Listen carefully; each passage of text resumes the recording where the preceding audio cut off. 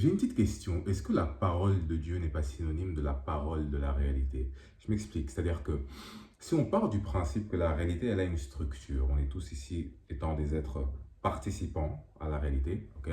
Et la réalité, elle a une structure et il est possible pour nous de pouvoir accueillir ou laisser atterrir la réalité à l'intérieur de nous sans être,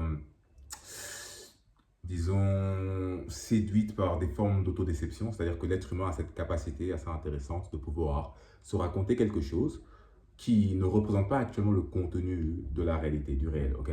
Et donc, c'est-à-dire qu'il est là, il vit un événement, mais intérieurement, il se raconte un autre narratif qui l'empêche de pouvoir rentrer en rapport entier avec l'événement. Donc, on peut prendre des exemples où tu as des personnes qui, peut-être, il y a des signaux qui indiquent que leur partenaire trompe, j'en sais rien, et pourquoi j'ai dit j'en sais rien à ce moment-là? Bref, ok. Il y a des signaux que leur partenaire trompe, c'est un exemple.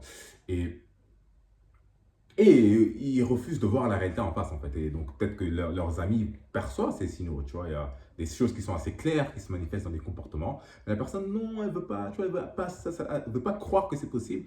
Et donc, elle se raconte quelque chose plutôt que d'accepter la réalité en face.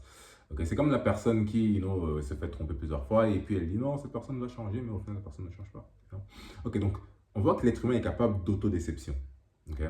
Euh, c'est dur de se confronter à la réalité. D'ailleurs, juste au cas où, tout le monde est dans de l'autodéception. Il n'existe pas un individu qui ne peut pas, qui est absolument vidé de cela. That's aside. Faut que, I mean, il y a peut-être des saints qui ont atteint un certain niveau d'illumination tellement grande que waouh. Ok.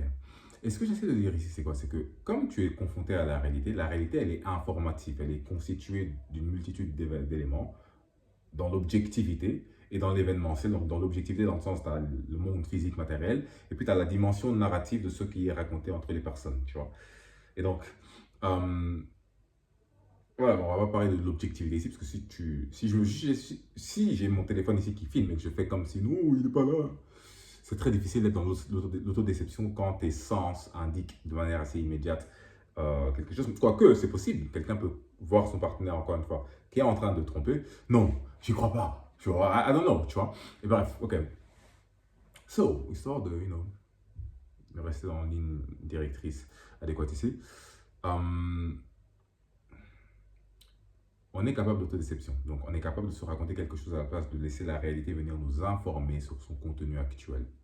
Et ce que j'essaie de dire, c'est quoi? C'est que si, du coup, on arrive à rentrer dans un rapport aussi entier que possible avec la réalité qui nous permet de pouvoir, comment dire, intégrer autant que possible la réalité, dès lors où on se met à parler, à poser un certain dicton, un discours, et que on est proprement en train de représenter la réalité par le biais de notre discours, la personne qui est en face de nous, qui est à l'écoute à ce moment-là, dès lors où on parvient à pouvoir proprement l'informer sur la réalité, on lui fournit une carte proprement représentative de la réalité, ben à ce moment-là, est-ce qu'on ne représente pas quelque chose comme la parole de la réalité? Parce qu'au final, la réalité, elle est là, elle a sa structure se cartographie proprement à l'intérieur de ton esprit, tu l'expliques à une certaine personne et donc tu deviens porte-parole de la réalité à ce moment-là. Et il me semble que c'est à peu près peut-être, ah non, similaire à la parole de Dieu. Parce que pour moi, ton rapport à Dieu, qu'est-ce qu'il est autre que ton rapport à la réalité quelque part? Parce que si les propriétés de Dieu, ok, Dieu t'a créé toi, ok, cool, mais tu n'es pas la seule actualisation de ses propriétés. Le reste du monde gagne ou source actualisation de par les propriétés de Dieu. Et donc, ça veut dire que ton rapport à Dieu se trouve dans ton rapport au reste des propriétés de Dieu qui se trouvent devant toi, dans la réalité. Donc, je sais pas, je me suis dit, est-ce que la parole de la réalité, c'est pas synonyme de la parole de Dieu? Parce que toute personne qui porte un discours sur la réalité qui est congruente avec la structure de la réalité et à ce moment-là en train de refléter ou de représenter la réalité. Il devient la parole de la réalité. Ah oui, là, hey, c'est juste une idée, c'est juste une idée.